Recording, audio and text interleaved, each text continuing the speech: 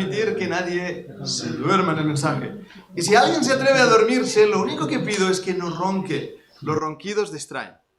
¿Bien? Vamos a abrir la Biblia en el libro de Apocalipsis y vamos a seguir estudiando este precioso libro que el Señor nos ha dado para nosotros hoy, para esta generación que muy probablemente sea la última generación. ¿Quién sabe si el Señor puede venir hoy mismo? Si algo habías planeado para mañana, olvídalo. Tal vez esta noche la pasemos en casa, ya en los cielos. Puede ser, hermanos, puede ser. Lo que estoy viendo en el mundo entero, lo que estamos viendo en los acontecimientos geopolíticos, sociales, económicos, en la misma naturaleza, me está informando, gracias, me está informando de que el Señor viene pronto, viene pronto. Y la pregunta es, ¿estás preparado? Maranatha, ¿estás realmente deseoso que el Señor venga? Hoy hablaremos de ello. Vamos a Apocalipsis capítulo 20. Vamos a leer desde el versículo 1, solamente los primeros versículos, los 3 primeros versículos del libro de Apocalipsis capítulo 20. Dice la palabra del Señor que vi un ángel que descendía del cielo con la llave del abismo y una gran cadena en la mano. Y prendió al dragón, la serpiente antigua, que es el diablo y Satanás, lo ató por 1000 años y lo arrojó al abismo. Y lo encerró y puso sus sellos sobre él para que no engañe más a las naciones, hasta que fuese cumplidos 1000 años. Y después de esto debe ser desatado por un poco de tiempo. Señor, bendiga su palabra que hemos leído. Solo por haberla leída sabemos que tenemos su bendición. Pero vamos a orar, vamos ante el trono de gracia y pedir que Él toque nuestro corazón con su palabra. Vamos a orar.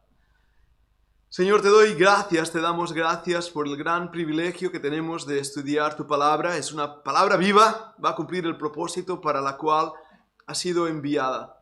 Y sabemos, Señor, que tú tienes un remanente bíblico, un pueblo adquirido, que está ansioso, deseoso de que vengas. Tu venida se acerca, Padre. No hemos creído en una cosa vana, en una historia que atemoriza, en un cuento para niños.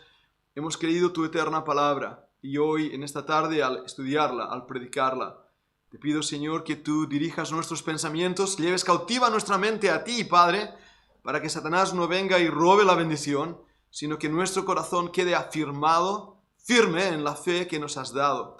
Dame de tu gracia, Señor, dame de tu presencia, que aquí a través del púlpito, a través incluso de las redes sociales, podamos llegar a muchos corazones y a muchas vidas. Te lo pedimos, Padre, en el nombre del Señor Jesucristo. Amén y amén. Voy a empezar narrando una historia. Y la historia tiene que ver con un grupo de soldados que durante la Segunda Guerra Mundial se desplazó detrás de las líneas enemigas. La 101 aerotransportada, un grupo de soldados norteamericanos del grupo de aliados, estaba realmente en las líneas detrás de las líneas enemigas. Y le dieron la mala noticia durante la terrible guerra de invierno. Le dijeron a este grupo de soldados: ¡hey, estáis rodeados por el enemigo! El oficial, creo que era un comandante llamado Mayer, dijo: se supone que somos paracaidistas de la 101 transportada y siempre se supone que estamos rodeados por el enemigo. Empiezo con esa frase, siempre estamos rodeados con el enemigo, para decir que nosotros también, como soldados del Señor Jesucristo, siempre estamos rodeados del enemigo. Y hoy vamos a infiltrarnos en las líneas enemigas, vamos a ver cómo es nuestro enemigo, vamos a hablar del diablo, vamos a hablar de sus tretas, de su manera de actuar, y vamos a ver este pasaje, 3 versículos que hemos leído, que debemos ver no como algo simbólico simplemente, sino como una realidad que va a acontecer. Y que nuestra seguridad, por lo tanto, debe estar puesta en este libro de Apocalipsis, que este libro es real. Y no me voy a cansar de decirlo, porque más y más, en este tiempo que estamos viviendo, se están levantando voces y voces seguidas por miles de personas que están negando la literalidad del libro de Apocalipsis. Y como resultado están negando la realidad de la tribulación, también negando la realidad del rapto de la iglesia, la venida del Señor Jesucristo a por su novia. ¿Y cuál es el resultado de esta negación, hermanos? Que la iglesia de Cristo está durmiendo profundamente o está bailando salerosamente siguiendo la música del mismísimo diablo.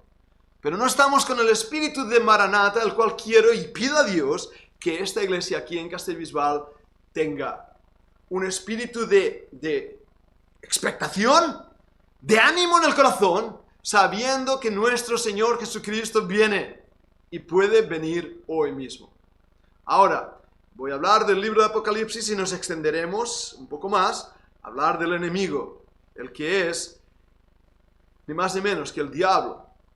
Pero debo centrarme para que entendamos bien estos versículos en esta primera parte del mensaje, en qué es lo que hemos leído y ubicarnos en el libro de Apocalipsis. A lo largo de las semanas pasadas hemos visto que la tribulación, ese tiempo de 7 años, dividido en 3 años y medio primeros, de paz y seguridad, donde hay pactos con el anticristo, es un tiempo de aparente calma. Y una de las claves de ese tiempo es que se va a construir el templo en Jerusalén para poder volver a sacrificar a Dios del Antiguo Testamento. Ahora, sabemos que el anticristo va a profanar ese templo. Eso lo sabemos a través de las profecías del mismo Señor Jesucristo en Mateo 24, refiriéndose también a lo mismo que hizo Antíoco Epifanes cuando profanó el templo. Sabemos que el anticristo, según nos dice, se sentará en el templo y querrá ser adorado él mismo. Ahora, para que eso acontezca debe haber un templo, ¿verdad que sí? Por eso los que creen, como nosotros, tenemos una postura dispensacional, pretribulacional, creemos que es una señal importante para los últimos días la construcción del templo. Esta misma semana se han firmado acuerdos de paz y seguridad en Israel con las naciones árabes. Ya se está hablando, si no la semana que viene, que esta empieza, de hacer un pacto en cuanto a la posibilidad de edificar el templo. Durante este año he estado siguiendo varias alternativas al lugar de la construcción del templo. La realidad es que hay un movimiento fuerte para que ese edificio sea levantado. El Instituto del Templo, localizado ahí en la ciudad de Jerusalén, en las antiguas murallas, tiene todo preparado, los instrumentos de oro, las herramientas de sacrificio, el mismo altar. Tienen el candelabro hecho de oro. Hemos podido estar en ese museo y lo hemos visto. Los sacerdotes están entrenando. Han encontrado la vaca bermeja. Están intentando hacer más y más pruebas. La última cosa que leí de ella es que porque tenía 2 pelos blancos no era perfecta y no van a poder usarla. Pero siguen buscando ese animal de sacrificio, la vaca lazana, conocida así en el Antiguo Testamento. Todo está preparado. Yo creo sinceramente que estamos ante un teatro de operaciones y se han corrido ya las cortinas de ese teatro y solo falta entrar en escena los grandes protagonistas de ese evento mundial, entre ellos el anticristo.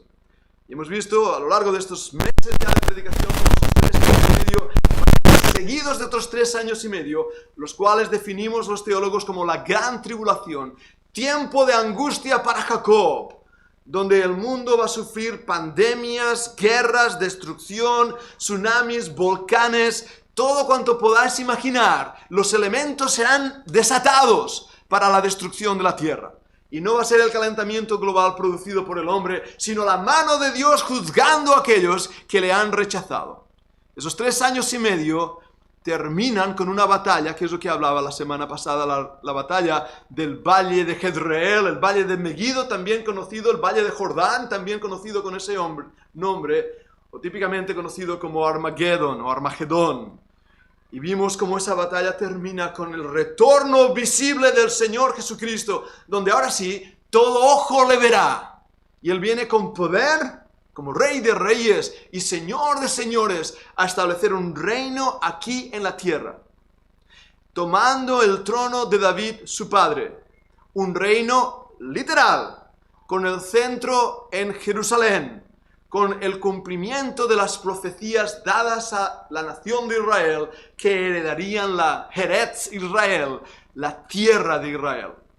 Hermanos, esto que os estoy diciendo no es una pantomimia, es una realidad que nosotros creemos y abrazamos. Y por eso tenemos esa expectativa gloriosa del retorno del Señor Jesucristo. Ahora bien, aquí lo que he leído en el libro de Apocalipsis capítulo 20 nos introduce al primer evento en lo que vamos a llamar el milenio. Después de los 7 años de tribulación, el retorno del Señor Jesucristo, la toma ahí en el Monte de los Olivos como Rey de Reyes, va a empezar un tiempo aquí en la tierra llamado milenio. 1000 años es lo que quiere decir milenio, donde Cristo gobernará a las naciones con vara de hierro, con poder, con gloria. El Rey de Reyes se sentará ahí en el trono. Y todas las naciones vendrán a Jerusalén y adorarán al Rey de Reyes. Dedicaré tiempo en la voluntad de Dios a hablar de este milenio. Porque muchos falsos maestros están diciendo que esto no es literal, esto es simbólico. Escucharon a su maestro, Agustín de Hipona, ese católico que llevó también a la iglesia protestante a creer otras cosas que no están escritas en la Biblia. Pero nosotros creemos lo que dice Dios, tal como lo dice Dios, y por lo tanto lo defendemos y lo predicamos. Y creemos que ese tiempo, llamado así milenio, es literal y aún no ha venido. Algunos de estos de la Reforma o de la Iglesia Reformada creen que ahora estamos viviendo en el milenio. Los testigos de Jehová creen que ahora estamos viviendo en el milenio. Un testigo de Jehová vino y empezamos a hablar sobre ello y entonces yo le hice mención de ese versículo en el libro de Isaías donde nos narra, ¿no? Como el león pacerá con el corderito y como el áspid jugará con un niño. Entonces yo le dije, mira, tengo un perro, voy a llamarle a ver si eso es verdad. Si estamos en el milenio, mi perro no va a hacerte daño, pero si no estamos en el milenio vas a tener un problema con mi perro. Se marchó rápido. Por suerte no conocía a Oikos. Oikos no muerde nada. Pero es la mentira del diablo. Hacernos creer lo que Dios jamás dijo para turbar nuestras mentes. Aquí en Apocalipsis 20 vio a un ángel que descendía del cielo con la llave del abismo. Ahora yo sé que aquí hay palabras de un origen literario simbólico. Intenta narrar con palabras que nosotros entendamos cosas que de otra manera no entenderíamos. No voy a hacer burla de lo que está diciendo. ¿Qué piensas que una cadena viene? No. Lo que dice aquí, hermanos, es algo que nos hace entender lo que va a acontecer en ese momento cuando el enemigo supremo de Dios mismo, el enemigo de Cristo, el mismo diablo, el enemigo nuestro enemigo, nuestro adversario el diablo, va a ser tomado y puesto en prisión, encarcelado por 1000 años. Una gran cadena en la mano del ángel. Es curioso este versículo y debería ir tal vez al libro de Judas para entender cómo hay un rango angelical como el rango en el ejército, ¿verdad que sí? Hay generales y hay oficiales y suboficiales, hay soldados de primera, soldados rasos y el último en la fila es el que toca la corneta. Al cornetero no se le considera ni soldado porque no entran armas. Pero ese orden en el ejército existe también en los ángeles. Y vemos que aún en el libro de Judas, el mismo Miguel luchando por el cuerpo de Moisés contra el diablo, le dijo: el Señor te reprenda. Él mismo tenía una clara visión de la autoridad que ese arcángel caído representaba, el diablo. Y me duelen los oídos cuando oigo a algunos cristianos hablar al diablo como si hablaran, no sé, al vecino, o como si ellos tuvieran un derecho sobre él, ¿verdad? Diablo, yo te reprendo. O yo declaro, esa es la frase favorita, ¿verdad? Yo declaro, Satanás. Cuando vemos en la Biblia, yo declaro o yo te reprendo. Al contrario, el temor y el temblor aún de los ángeles en contra de esa criatura que, como veremos en Ezequiel 28 o en Isaías 14, cayó de los cielos, pero que tenía una jerarquía importante y un honor. Ese ser va a ser puesto en prisión por otro ángel. Ha perdido su rango. Sus galones han sido sacados y arrancados y ahora es un ser derrotado. Pero ¿cuándo va a acontecer eso? Mirad el versículo 2. Prendió al dragón. Vamos a ver algunas de las palabras utilizadas para el diablo. La serpiente antigua, recordándonos a Edén. Y aquí nos da el nombre, que es el diablo y Satanás. Diabolos quiere ser el que es lanzado. Es una palabra griega Implica eso el diablo, el que es lanzado, y Satanás, el que se opone, el maligno. Los ató por 1000 años. Versículo 9. Los arrojó al abismo y lo encerró y puso su sello sobre él. Creemos que al principio del milenio, lo primero que va a hacer Jesucristo, el Rey de Reyes, es tomar a su adversario, el diablo, y ponerlo en una prisión, encerrarlo, arrojarlo al abismo por 1000 años. Es lo que interpretamos de aquí. Al final de los 1000 años será suelto por un momento, engañará a los rebeldes que durante esos 1000 años no hayan reconocido a Cristo, y los hará bajar desde el norte, desde Gog y Magog, para luchar de nuevo contra el Rey de Reyes, y será así derrotado, para ser lanzado por fin al lago de fuego. Ese es el fin del diablo. Él sabe que le queda poco tiempo. Él sabe que le queda poco tiempo.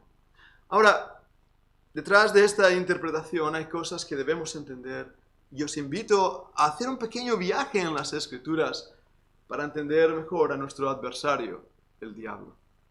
Y lo primero que tengo que decir de este ser angelical es que no es un ser con cuernos y rabo, de color rojo y monstruoso. Os aseguro que no. Si lo viéramos ahora sería un ángel extraordinario en belleza. Vayamos un momento a los pasajes de Ezequiel y Isaías 14. Vayamos un momento a Isaías 14, versículo 12.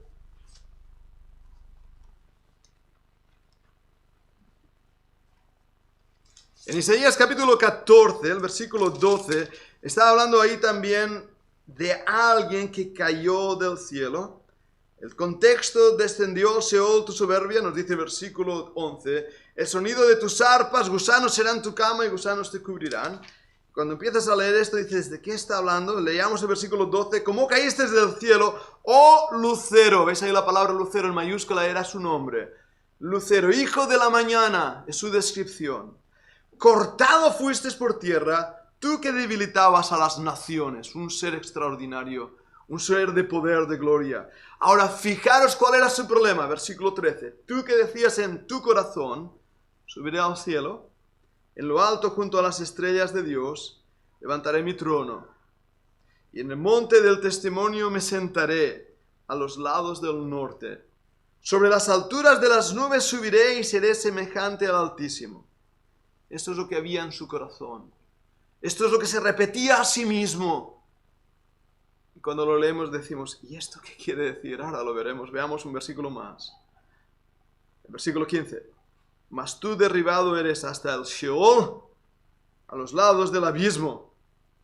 Se inclinarán hacia ti los que te vean, te contemplarán diciendo, ¿es este aquel varón que hacía temblar la tierra, que trastornaba los reinos?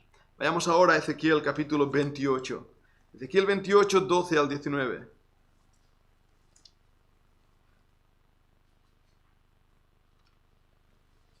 Ezequiel capítulo 28 y versículo 12. Dice así. Voy a leer desde el versículo 11. Vino a mí palabra de Jehová diciendo, hijo del hombre, levanta endecha sobre el rey de Tiro. Ahora fijaros que esta endecha, esta profecía, está dirigiéndose al rey de Tiro. Tiro y Sidón, dos naciones, dos situaciones con juicio de Dios. Pero cuando empiezas a leerlo te das cuenta que detrás del rey de Tiro hay alguien más. Y ese alguien es el lucero de la mañana. Sigo leyendo, versículo 12. Dile, así ha dicho Jehová el Señor, tú eras el sello de la perfección, lleno de sabiduría y acabado de hermosura. En Edén, en el huerto de Dios, estuviste, y eso es clave para interpretar el pasaje, porque ¿quién estuvo en Edén? ¿El rey de Tiro? No. ¿Quién estuvo en Edén? Adán y Eva. ¿Y quién más? La serpiente antigua. Sigue leyendo. De toda piedra preciosa era tu vestidura, de cornerina, topacio, jaspe, crisólido, berilo, iónice, de zafiro, carbunclo, esmeralda y oro. Los primores de tus tamboriles y flautas estuvieron preparados para ti en el día de tu creación. Fue un ser creado, no es un ser eterno. Tú, y ahí viene la clave una vez más, querubín grande. Querubín grande, protector. La palabra en hebreo es cubridor, el que cubre el propiciatorio. Como los ángeles que cubrían, los dos ángeles que cubrían en el arca el propiciatorio, es la misma palabra. tu querubín grande protector, yo te puse en el santo monte de Dios, allí estuviste en medio de las piedras de fuego, te paseabas.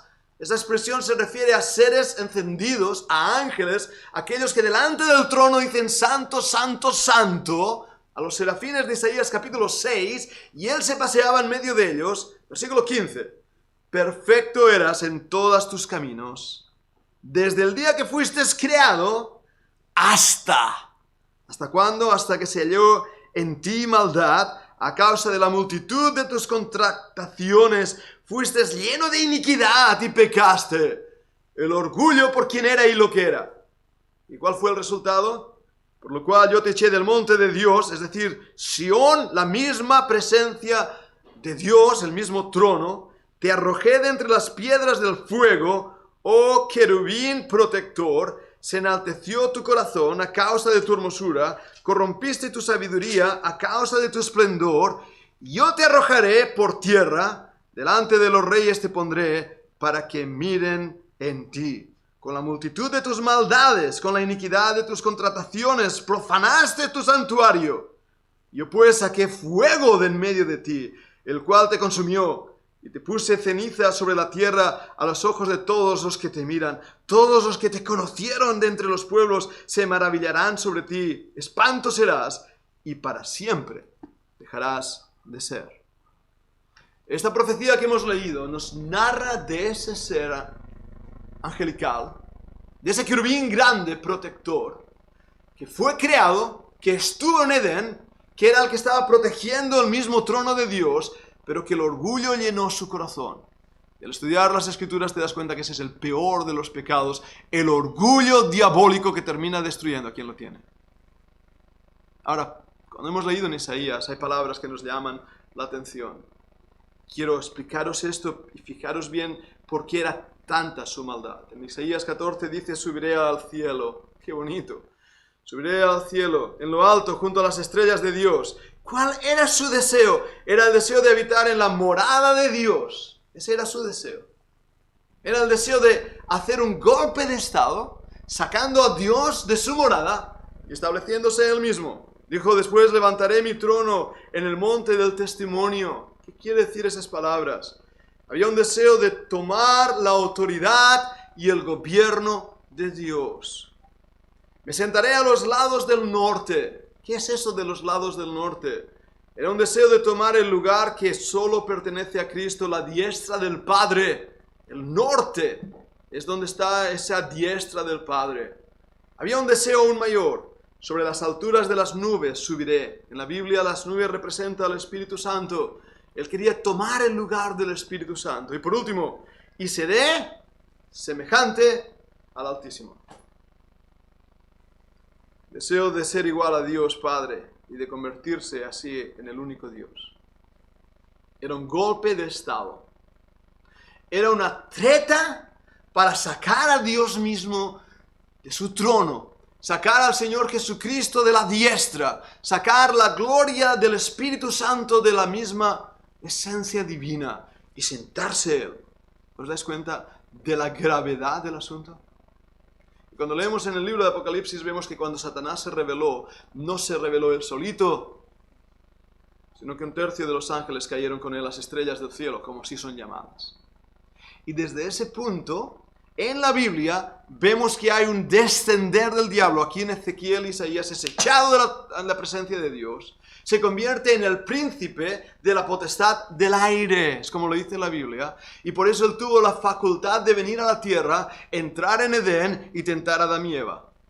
Porque ahora su morada ya no es la presencia de Dios en los cielos, ya no es el querubín grande, ahora es ese ser maligno, oscuro y perverso que gobierna el príncipe del aire, como se le llama. El Señor Jesucristo dice, vi a Satanás descender como un rayo. ¿Recordad el pasaje? Cuando el Señor Jesucristo viene aquí a la tierra desde los aires, desde ese principado de poder que Él tenía con los seres angelicados caídos, con los demonios, Él ahora toma posesión de la tierra. Y en la época del Señor Jesucristo, si os dais cuenta, hay una gran envergadura de demonios y poderes oscuros y personas endemoniadas y lucha espiritual.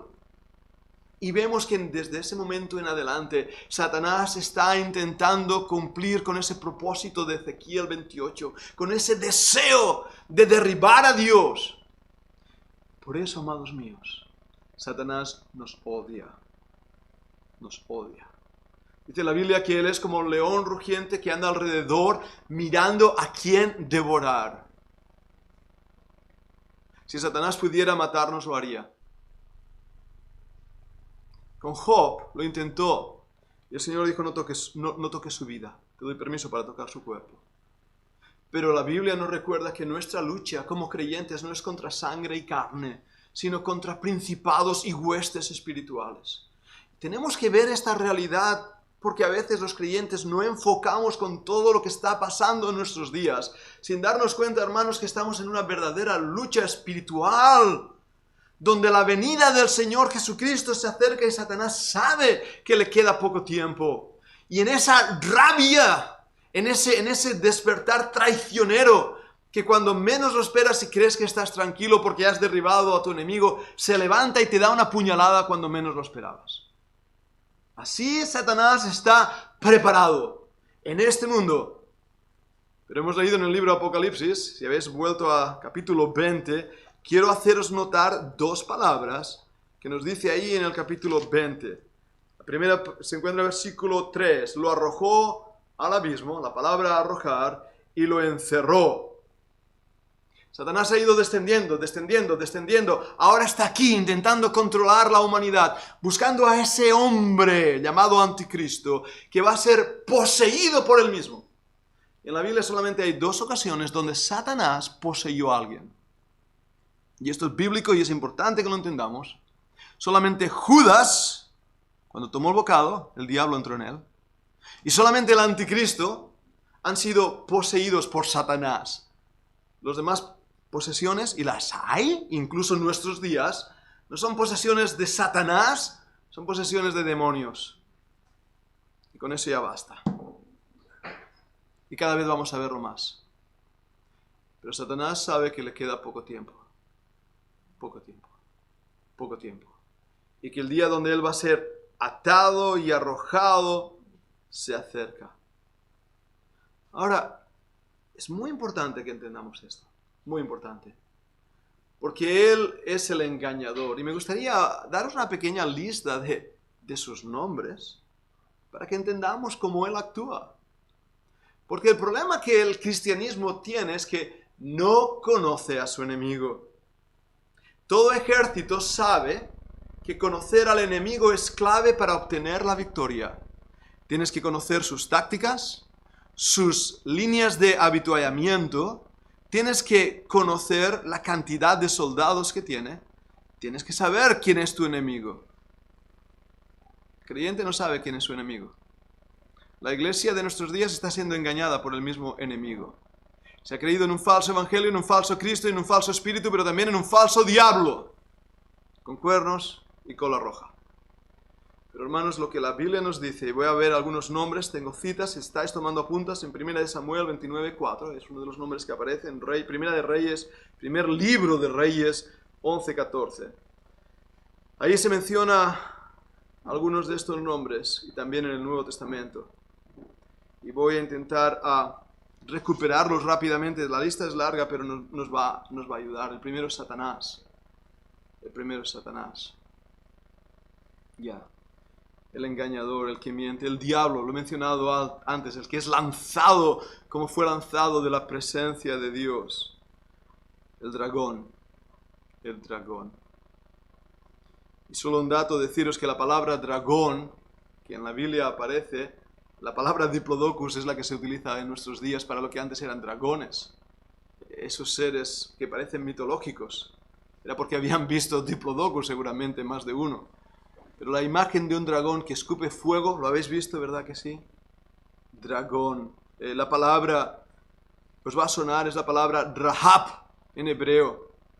O Nakash, serpiente luminosa, serpiente encendida.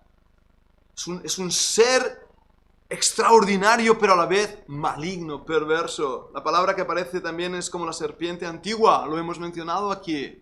La serpiente de Edén. Fíjate que Eva habló con esa serpiente tranquilamente. Ningún problema, yo me hubiera asustado si una serpiente me habla. Hoy hablamos de comer serpiente esta mañana, pero imagínate si te habla. Eva habló con ella, se sintió engañada por esa serpiente. La Biblia nos habla de Satanás, escuchad esto, como el Dios de este siglo. El Dios de este siglo. La idolatría, quien está detrás, es el Dios de este siglo, el diablo. Muchas de las adoraciones a seres, a vírgenes, tienen que ver con adoración diabólica. Es el Dios de este siglo. Se le conoce también como el príncipe de este mundo. El príncipe de este mundo. Se lo conoce también con el nombre de Beelzebub. Beelzebub, el dios de las moscas. ¿Por qué? Porque recordando a los sacerdotes de Baal, que con sus sacrificios sanguinarios siempre había moscas alrededor de ellos y sus ropas negras era para que no se viera tanta sangre. Por eso los curas hoy en día continúan llevando las mismas ropas que los sacerdotes de Baal, negras. Y el gorrito que lleva el Papa con la forma del pez representa a ese dios Dagón del Antiguo Testamento que cayó a los pies del arca, si recordad la historia. Beelzebub, el dios de las moscas. La palabra Lucifer, traducida del latín luz de los infiernos. La palabra el malvado. Es malo, Satanás es malo, es perverso. También se le conoce con el nombre de Apolión. Se le conoce con el nombre del príncipe del poder del aire que antes mencionaba. Se le conoce con el nombre del engañador. Los que estáis siguiendo el programa de Camilix y las enseñanzas que estamos viendo para toda la familia a través del programa, le habéis visto, ¿verdad? Cuando le hemos dicho el mentiroso. Pero es que es el engañador, el tramposo, el que miente, el que trastorna la verdad. Otra palabra, la palabra Abadón del hebreo. Abadón quiere decir el destructor. Él destruye. Todo lo que Dios crea, todo lo que Dios hace, este Abadón lo destruye. Otro de sus nombres es Belial.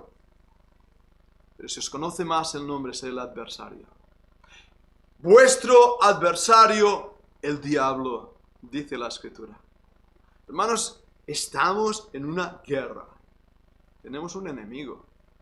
No estamos para dormirnos. No estamos para tener paz y decir, aquí no pasa nada. Porque la palabra enemigo es otro de los sustantivos dados a el diablo, el enemigo. El enemigo de vuestras almas. Si pudiera destruirnos, lo haría. El enemigo destruye la verdad. Se le conoce también en la Biblia como el padre de mentira. El padre, el que engendra la mentira, el que hace la mentira, el que miente. Se le conoce también como el acusador de los hermanos. Qué nombre tan horrible. Cuando un hermano acusa a otro hermano de algo que es falso, cuando un hermano acusa a otro hermano de algo que no es verdad, está haciendo el trabajo del diablo. Por eso debemos tener muchísimo cuidado que decimos unos de los otros. No sea que Satanás nos use para destruir, acusar y atacar la misma obra de Dios. Se le conoce también como el tentador. Y no os preocupéis en cuanto a las tentaciones del diablo. ¿Cuántas veces he oído decir a algún creyente que el diablo me lo hizo hacer? ¿Lo has escuchado? ¿Lo has dicho tú alguna vez? Es por culpa del diablo. No. El diablo, no te preocupes, no va a meterse contigo. Tiene cosas más importantes que hacer. Muchos de nuestros pecados vienen de nuestra propia carne, de nuestra propia concupiscencia, de nuestra propia humanidad. Pero hermanos, ¿qué es entonces lo que quiere hacer Satanás? Es utilizar su carácter y lo que él es para pervertir la verdad. Para pervertir la verdad. Otro evangelio. Otro Cristo. Otro espíritu. Y fijaros si lo ha hecho bien, el engañador, el mentiroso, el padre de mentira, que hoy en día cuesta saber qué es verdad y qué es mentira.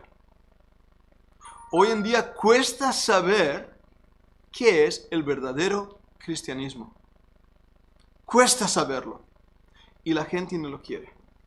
Y para mí es fácil hacer una lista de, por ejemplo, grupos sectarios, ¿verdad que sí? He estado estudiando durante este año a unas 200 entidades sectarias, 200 entidades reconocidas como sectas o cultos o grupos sectarios.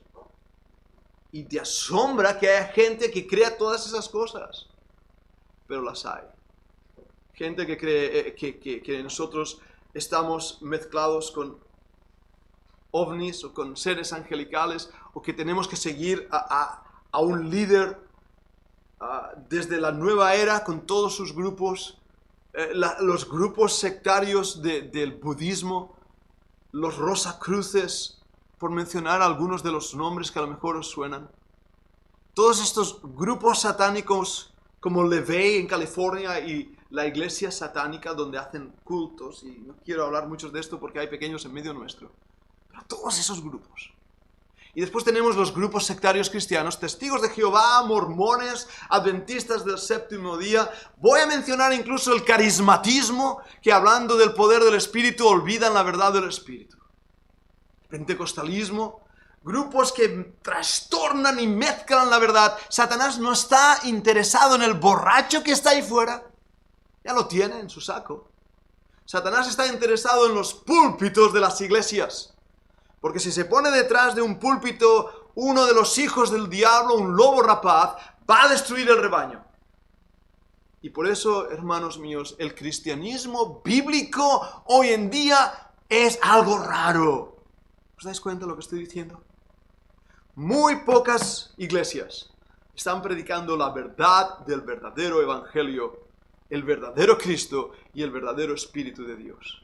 Hemos sido engañados. Hemos sido confundidos, hemos mezclado la verdad con el error, al punto hoy que es tan difícil separarlos.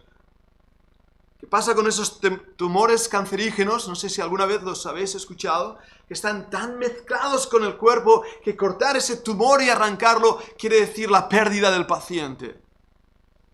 Y de esta manera, hermanos, estamos viendo a un cristianismo que se está muriendo. El Señor Jesucristo lo dijo a sí mismo. El Hijo del Hombre no vendría sin que antes viniera la apostasía, el caer de la verdad y de la gracia, y se manifieste ese hijo de perdición, el mismo Satanás encarnado. Como Cristo, el Hijo de Dios, se encarnó, así el diablo se va a encarnar en un hombre, el anticristo. Estamos viviendo en ese tiempo. Satanás no ha perdido su poder. Es un ser poderoso, pero fue derrotado. ¿Queréis verlo? Vayamos un momento a ver algunos pasajes. Vayamos un momento a Juan, capítulo 12, versículo 31. Juan 12, 31. Hemos visto en el libro de Apocalipsis cómo él será atado y echado al abismo por 1000 años. Más tarde será arrojado al infierno, ese es su final. Pero ¿qué dice en Juan, capítulo 12 y versículo 31? Dice así: ahora es el juicio de este mundo. Ahora el príncipe de este mundo será echado fuera. ¿Y cómo? Fijaros por qué. El contexto así nos lo indica. Y yo, si fuera levantado de la tierra, a todos atraeré a mí mismo. La resurrección del Señor Jesucristo estableció ese triunfo, como ya había sido predicho en lo que llamamos el protoevangelion, el evangelio predicado ahí en Génesis, cuando se dijo que la simiente de la mujer pisotearía la cabeza de la serpiente. ¿Y cuándo la pisó si no fue en este evento, cuando esa cruz fue levantada? Cuando ese Cristo fue puesto en la tumba y cuando Él resucitó. Se cumplió esta profecía bíblica. El juicio de este mundo, ahora el príncipe de este mundo, será echado fuera. Hermanos, la victoria ha sido ya ofrecida por el Señor Jesucristo y sabemos que Satanás ha sido derrotado. Pero aún está vivo y coleando, aunque no tenga cola. Por lo tanto, ¿qué debemos hacer? Él tiene el poder de imitar los milagros. Él tiene el poder de imitar el cristianismo. Él tiene el poder de imitar dando un falso evangelio. Él es un gran imitador. ¿Qué debemos hacer, por lo tanto? Es un gran fraude. Es un fraudulento. ¿Qué debemos hacer, por lo tanto? Bien dice la Escritura, compra la verdad y no la vendas. Oh, amados míos, la respuesta a esta pregunta que me hago es: usa la Biblia como única norma de fe y práctica en tu vida. No sigas a hombre alguno. Sigue a Jesucristo. No sigas ningún libro, ni el libro del Mormón, ni el libro de Russell, la interpretación de las claves bíblicas de Mary Edward. No sigas nada de esas cosas que los líderes dicen. No sigas al predicador de turno, por más popular que éste sea. No sigas al Papa con sus herejías que ha abrazado por años. No sigas a hombre alguno, sigue las mismas Escrituras. Porque Satanás ciega a los hombres. Satanás engaña, pero la Biblia no cambia. Es nuestra autoridad, es nuestra seguridad, es nuestro martirio. Satanás es poderoso, lo es, pero no es omnipotente. No lo es. Nuestro Dios lo es. Satanás es astuto y perverso, pero no es omnisciente, no lo sabe todo. Es tan necio que aún escuchando que va a ser derrotado, todavía cree que no va a serlo. Ese es su propio orgullo. El orgullo de una persona le hace que se enrede en sus propios cabellos, como Absalón. Así es el mismo diablo, su orgullo lo ha cegado. Quiera Dios librarnos de ese pecado. Satanás tiene un número incontable de siervos, demonios que como él se rebelaron, pero como él serán lanzados al lago de fuego. Satanás tiene cientos de miles de siervos, de hombres aquí en la tierra que le aman y le adoran y le sirven. Pero su fin será como el mismo fin de su Señor. A diferencia de ese engañador, de ese león rugiente, como lo dice en 1 Pedro 5:8, sabemos que el juicio del diablo es eminente. Es eminente.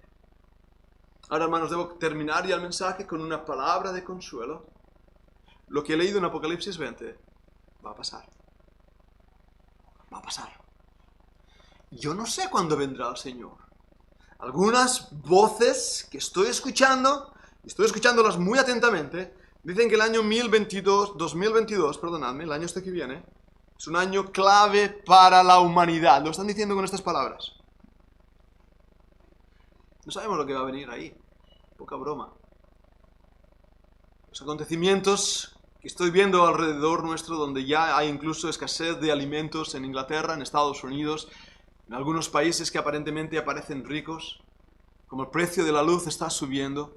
Todas estas cosas que no nos damos cuenta, somos ranitas metidas en una olla de agua que va calentando, ¿sabéis?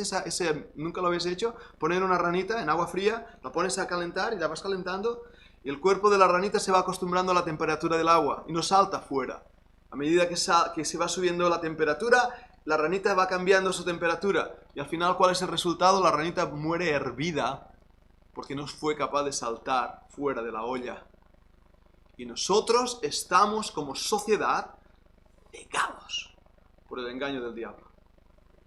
Y estamos viviendo en días donde incluso voces como las que se están levantando ahora, que están diciendo, hey, que esto se acaba, que el mundo se acaba, que estamos viviendo en un momento muy difícil, o son silenciadas o son tomadas como locas. Y la predicación del Evangelio es lo mismo, hermanos. Yo estoy predicando en este púlpito a la última generación y soy muy consciente. Y temo que como el diablo engañó a la serpiente antigua, engañe a algunos de nosotros, diciéndonos que el tiempo de su venida tarda, diciéndonos que no hay que prepararse, diciéndonos que no importa nada, y de la misma manera nos ponga a dormir en un dormir profundo. Tenemos que volver al espíritu que tenían los primeros creyentes, que sabían que el león rugiente estaba cerca, pero que la venida del Señor estaba más cerca. Y hay en nosotros el desespero de decir, Señor, ven pronto a rescatar a tu iglesia. Y cuando vengas, permite que esté preparado. Con mi corazón ardiendo por ti, luchando contra el pecado, contra la carne. Y el Señor nos ampare a todos. Porque los ataques del enemigo, hermanos, van directo al corazón tuyo y mío. Quiere destruirnos. Esta iglesia es un peligro para el diablo. Este púlpito es un peligro para el diablo. Y va a ser el centro de sus ataques, el centro de sus reproches, el centro de todo aquello que pueda destruirlo. Y lo sé. Pero yo sé en quién he creído. Y como soldado de Jesucristo y bien armado, miro al frente y pienso, aquí el día del Señor se acerca. Quiera Dios encontrarnos fieles luchando contra el pecado. Apocalipsis 20. Él será puesto en prisión por 1000 años. Y hablaremos de ello, Dios mediante, en las próximas semanas. Vamos a orar. Padre, ayúdanos a estar despiertos, Señor. Tu venida se acerca. Estamos de verdad viviendo en días difíciles, días peligrosos, días, Señor, donde la apostasía ha crecido como jamás antes habíamos imaginado. ¿Qué es verdad? ¿Qué es la verdad? Padre, ayúdanos a serte fieles sin temor ni miedo alguno, predicar la verdad y animarnos unos a otros a seguir ardiendo por Cristo. A no tener miedo, Padre, a no ser cobardes en esta lucha, a ser valientes en medio del conflicto, porque sabemos que ya tenemos la victoria ganada a través de la resurrección del Señor Jesucristo. Padre, ayúdanos a amarte y servirte, vivir para ti, Padre. Ayúdanos a estar preparados, a arder. Frénanos cuando en nuestro corazón queramos pecar contra ti. Frénanos, Padre. Cuando estemos fríos e indiferentes, repréndenos, corrígenos. No tenemos nosotros derechos de declarar o reprender al diablo, ningún derecho. Porque tu palabra no nos enseña eso, Padre. Pero sí sabemos que tú mismo un día tomarás a esa serpiente antigua, al acusador de los hermanos, a nuestro enemigo, a nuestro adversario, el diablo, y por fin será derrotado para siempre. Pero danos a nosotros la paz, la victoria de confiar en ti. Te lo pedimos, Padre, en el nombre del Señor Jesucristo. Amén. Gracias, hermanos. Y Ezequiel, cantamos un himno ahí, equipo técnico. Natán, ¿estás ayudando tú también? Muchas gracias.